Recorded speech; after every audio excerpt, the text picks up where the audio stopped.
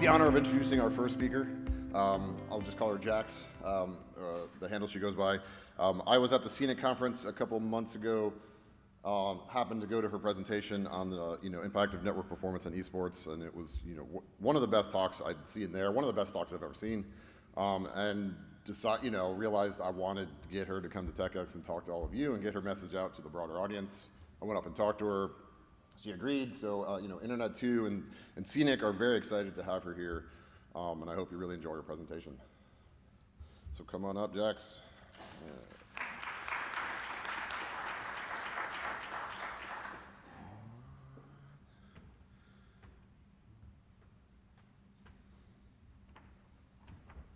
All right, good morning, everybody.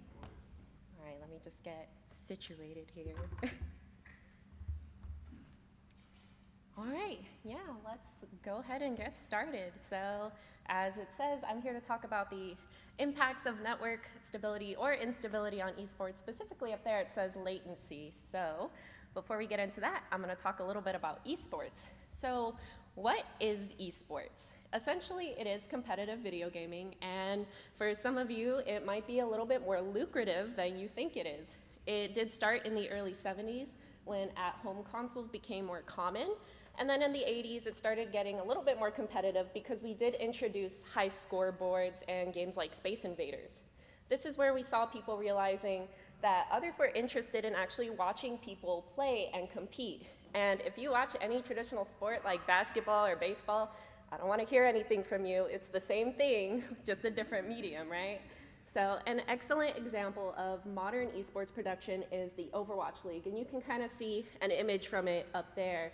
Pre-pandemic, they established the league, and just like any traditional sport, it is structured with city-based teams.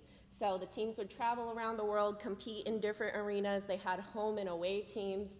LA had 2 teams, and you can see one of them up there because I'm biased. I'm from Southern California. So they had the LA Gladiators and the LA Valiant. Boston actually had Boston Uprising. So the teams would come out and play in the different cities, like I said. They sold jerseys, people had favorite players, and you would keep up with scores just like some of you guys might do with football, right? So you'll hear me akin esports to traditional sports a lot because in a lot of ways it actually is. So I'm sure many of you have heard you'll never make money playing video games. Well, I mean, I've got bad news for you. In 2021, the International Dota tournament had a prize pool of over 40 million. That's a lot of money, right? The Fortnite World Cup finals in 2019, which was solo, so one person gets all the money, was over 15 million. And collegiate tournaments, which is the space I currently work in, regularly see thousands in prizes and scholarships.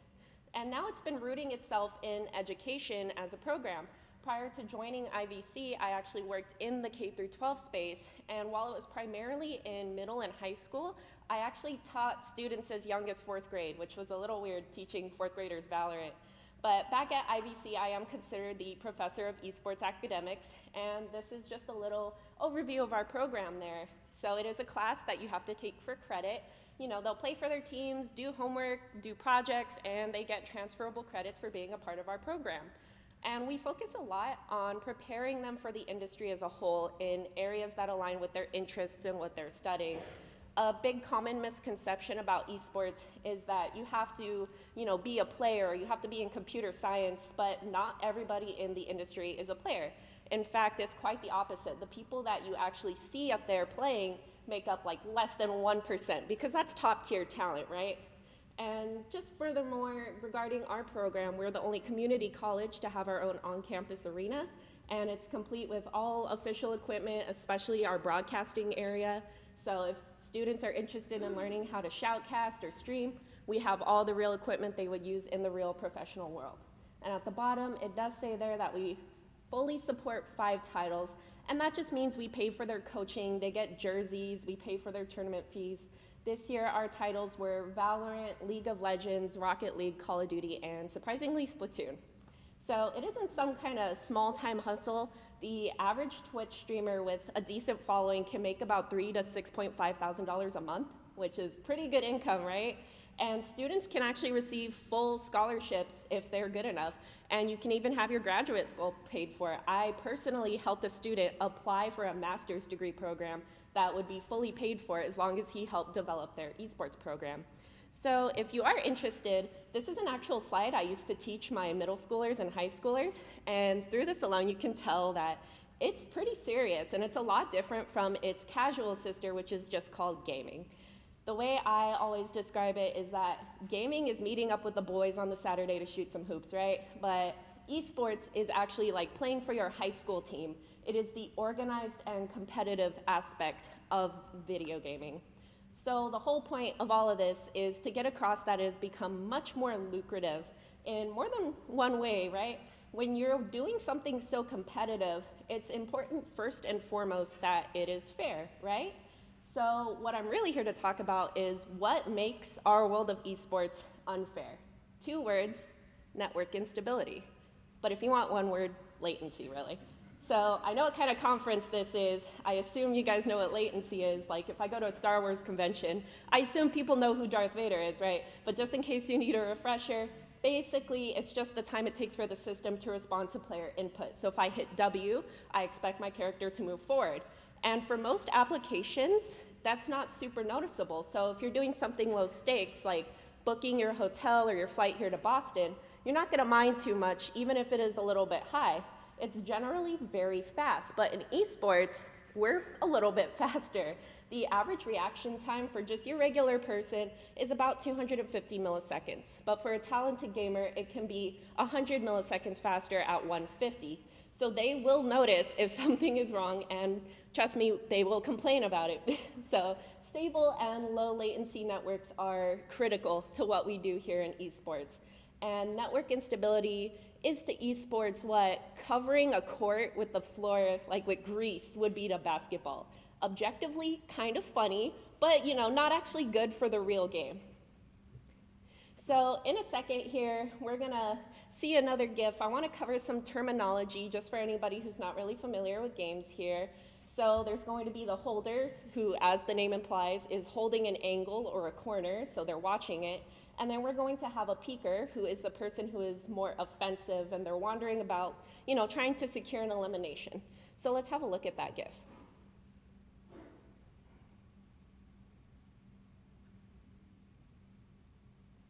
That's a pretty substantial difference, right? Whether or not you play games regularly, you can tell that's really unfair. And in esports, this is what we call peeker's advantage. And it's what you get when you have, a terrible night, you're losing several times in a row, and then your internet says, it'd be really funny if, it was exponentially harder for you to win. So in reality, though, peeker's advantage is what happens when a player peeking around the corner will generally see their opponent holding the angle first. And this phenomenon exists pretty much due to the nature of input and server communication, and it does come down to being a latency issue. And for those of you who are already trying to work out what's going on and why this happens, don't worry, it's well documented, we don't need to figure it out. So here's actually a detailed breakdown of what we just saw. So you can have a quick look at that, but the big takeaway is that the player holding the angle or the corner essentially has significantly less time to respond to a peeking player, because the server just processes the kill before the holder can do anything. And that is a huge issue, especially for games like Valorant, where if you die, that's your turn for the entire round. You don't respawn until the next round, so everything's said and done. And this is actually why many schools still host LANs, because, despite it being obvious we have good internet these days, we can play anywhere, at least if everybody's on the same network, they're all gonna be bad if it's bad, right? So in every online tournament that you play, there's always a section dedicated to server selection to minimize the unfair latency advantages. But of course it isn't perfect, we just do our best. But here is actually a rule set snippet from when I coached Overwatch. So this is from the Valhalla League set, so that's what they say about it. It's pretty straightforward. So, East Coast team versus a West Coast team, you pick something in Texas, right? Just something smack in the middle. And esports players are usually pretty laid back and a little bit silly. So sometimes they'll be like, hey, if we're just scrimming and it's not a tournament, let's pick this Asian server super far away with the worst ping you've ever seen, and let's just see who wins, right? So yeah, This image is from a video where that enemy back there shoots an arrow at this player, and as you can see, the arrow does some kind of direction change right there. So this character, that's not built into the game. This character doesn't have like tracking arrows or anything. It's another example of what we just discussed. The game registered the enemy player's shot prior to the ally moving away from it. So we get this funny image of an arrow having a midlife crisis and deciding, you know what, I think I will hit that person. So what other problems does latency give us? Well, in video games, we use what are called hitboxes.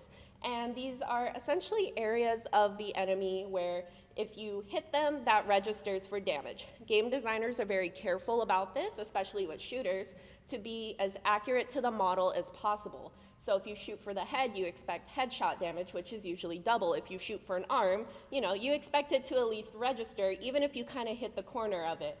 So this is super important, especially for high precision games, which have gotten a lot more popular with games like Valorant, CSGO, and here are some examples of those. So high latency does result in hit registration issues, where from the player perspective, they're hitting the hitbox or the target, but the server doesn't see that, so it results in them missing the shot or getting a different damage outcome. Like I said, if you hit a headshot, you expect the double damage or the critical damage from that. And as you can see, they vary as well. The bottom ones are a lot larger than the ones on top, right? But that's just because they're different game types. The top one is a precision shooter, while the bottom one is a fighting game. It just needs to recognize that you did kind of hit the general area as opposed to a shooter game like Valorant, right? And I know it's a common joke to hear, gamers raging about their internet, and it's not them being bad, it's definitely the internet guys, but let's be fair, if you did get a headshot and it doesn't register, you'd probably be a little bit irked too, especially if it was on a tournament. And this has a really big impact on what we do here in esports. You'll see memes being made all the time with titles like, oh, the lag isn't that bad, and then it's like the worst video you've ever seen in your life. You can't even tell what's going on in it. Or in the previous video or the image with the arrow, we'd probably laugh at that person and be like, oh, you got server diff, which is kind of a rude way to just say what happened in there, that they had bad internet. So what else? Unstable networks result in further issues such as packet loss, unregistered input, players freezing entirely, or that silly little idle run right there. And while it's really funny to look at and kind of bully your friends for, it's not fun when it's happening to you.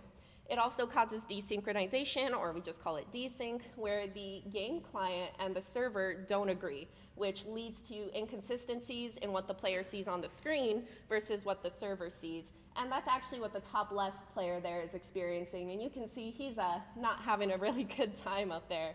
Desync can actually result in a player being kicked or removed from the game entirely, because the server doesn't want to have somebody with a weird thing going on in its game.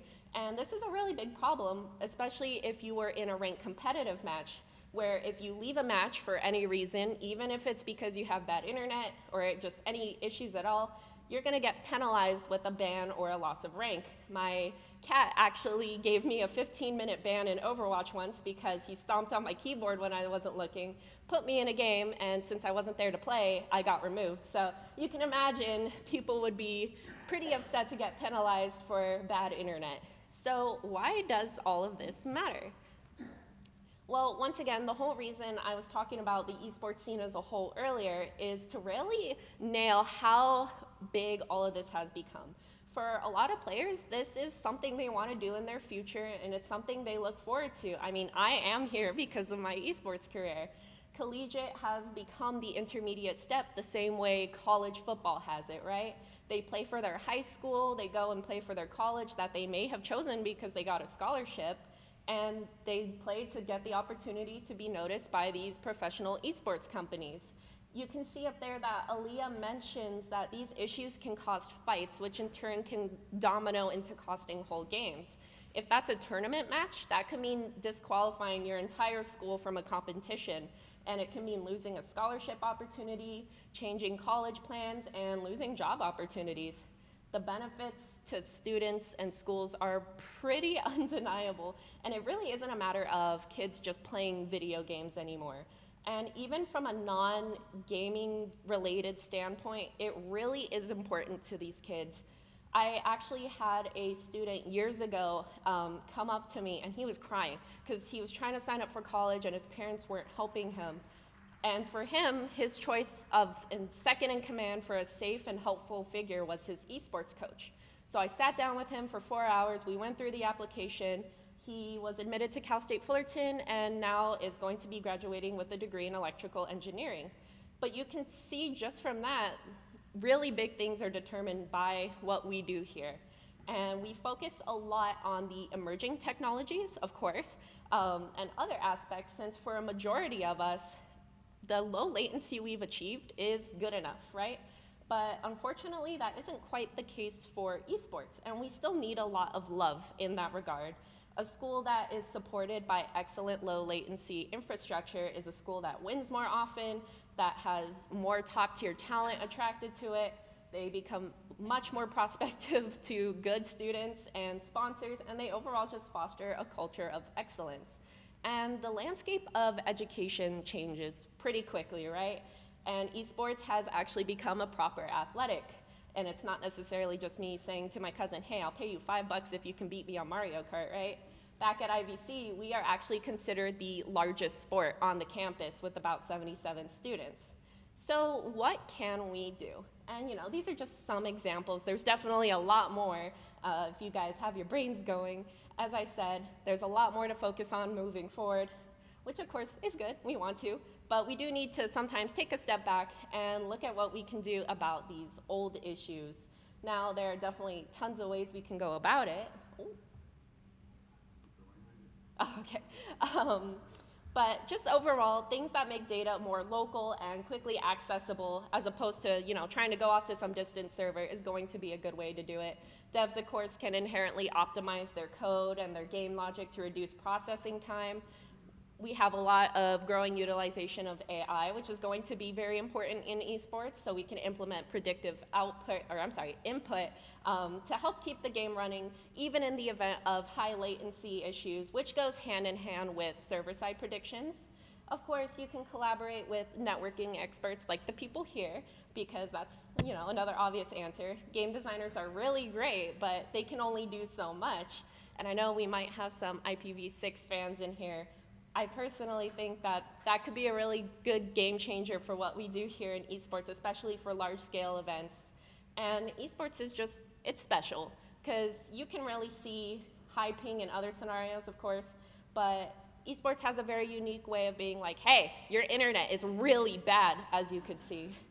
It's a very unique end-user experience, and it is proof that the landscape of our networks and ingenuity are expanding more than we traditionally expected them to. And I know, hopefully, I've changed minds on this stance, but if you still retain that it's a little bit of a silly application, okay, that's fair, but at least it is undeniably important to our people and our current youth, because it does have impacts on the major plans in their life. We can do a lot for the upcoming generations by revisiting and continuing to work on old issues just like this. Yeah, thank you.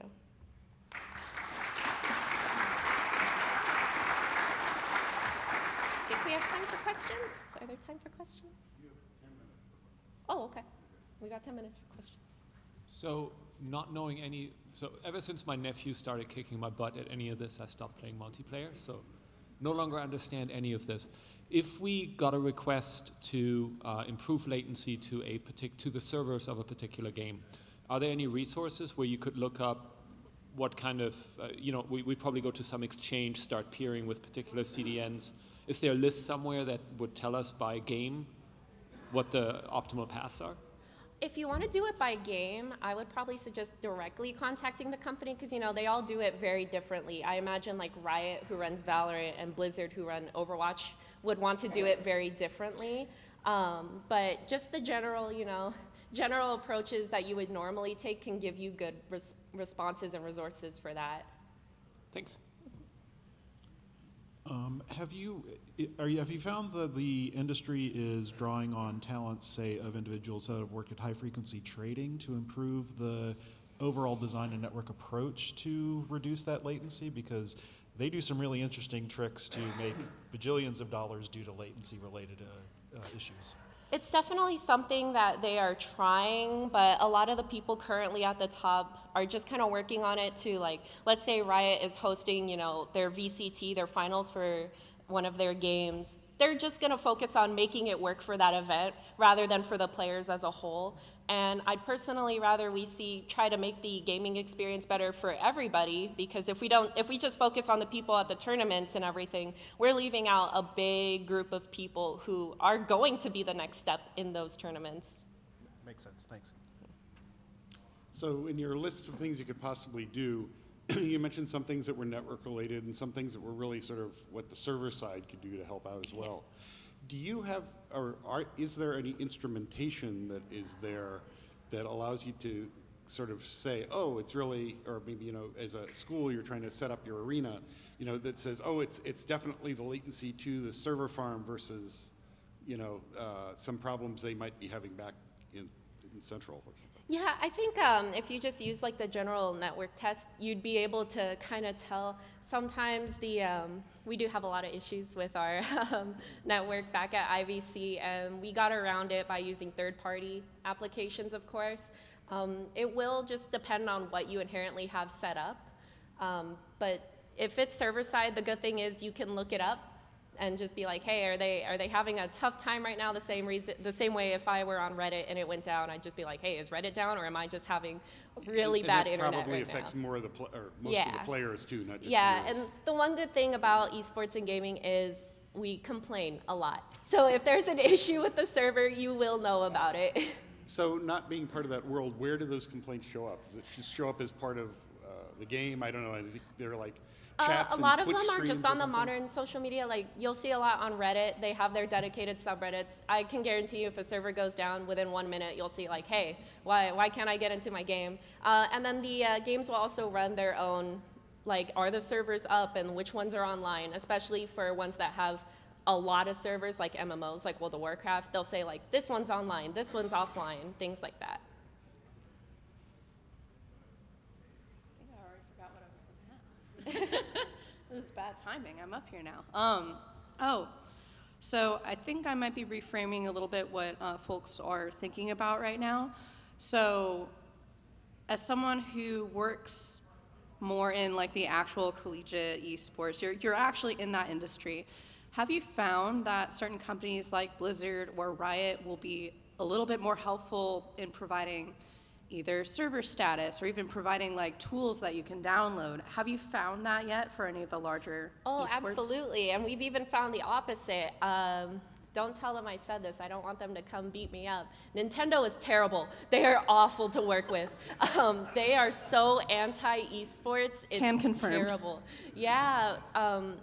Like I said, one of our games is Splatoon, and they're run by Nintendo. It's on the Nintendo Switch. To actually open LAN up, just LAN, we're not playing online or everything, you have to know this secret code that you have to plug into all the switches just to be able to hook them up like that. It's like, what's the point? So most companies are pretty good about it. Blizzard and Riot especially, those are super esports friendly companies. They'll do a lot to help you, especially Riot these days. But yeah, there are definitely the opposite as well, Nintendo. Yeah.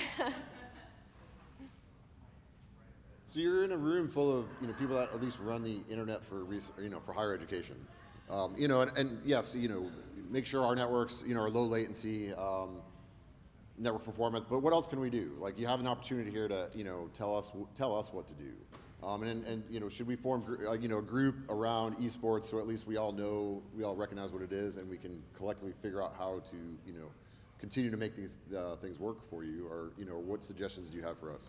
Yeah, I would say definitely forming esports-specific groups would be an important step. What we do is very niche. It's very unique. I mean, of course, you will have your broader networking applications, but as I've hopefully shown, that doesn't always apply to us, and we need a little bit more love and support in other very specific areas. But it's also important just to kind of talk about it. I mean, these gaming companies have been very comfortable with the current systems that we have and the networking issues. Even if you have high ping, like I said, they'll kick you out. And it'd be helpful if people just talked about it and said, hey, maybe we shouldn't be punishing these people for having internet issues, kicking them out, or if my cat steps on my keyboard, things like that, right? So talking about it and getting it out there is definitely the first big step. But since, of course, we have this big conglomerate here, making those groups to specifically talk about what can we do for esports would be very important. I kind of wonder if the lessons we are learning from supporting the science DMZ can be applicable here. But I think the major difference is that the destination is to somewhere on the internet versus a defined endpoint. So with that in mind, then perhaps we can improve our peering and routing strategy so that we perhaps can compel Internet 2 to be more focused on peering with Blizzard in more places around the US, or that as connectors we can establish PNIs to those gaming companies. So I think maybe like a top, you mentioned some of the games that were popular, right? So the top 5 games that we can look into in peering DB to see where these companies are that we can potentially peer with. Yes, absolutely, and I completely agree with that.